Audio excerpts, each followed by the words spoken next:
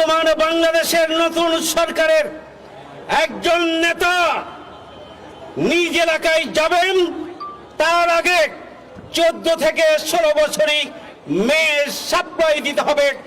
এই ধরনের দুঃসাহস দেখান যারা, তাদের কাছে কোনো খুনের বিচার, কোনো ধর্ষণের বিচার, কোনো নারী নির্যাতনের বিচার এবং কোনো অনৈতিক কার্যক্রমের বিচার পাওয়ার আশা করা যায় না। এবং সেইটি আমাদের মামনি রামিসার বাবা বলেছেন যে আমি বিচার চাই না, কারণ আপনারা বিচার করবেন না। তিনি বলেছেন, আমার মনে হয় মাননীয় প্রধানমন্ত্রী কাল বিলম্ব না করে এই পরিবারের সাথে সাক্ষাৎ করা উচিত এবং পরিবারের সদস্যদের কাছে বিচারের প্রতিশ্রুতি ব্যক্ত করে অবিলম্বে এই খুনিদের বিচার করার জন্য পদক্ষেপ গ্রহণ করা উচিত বলে আমরা মনে করি।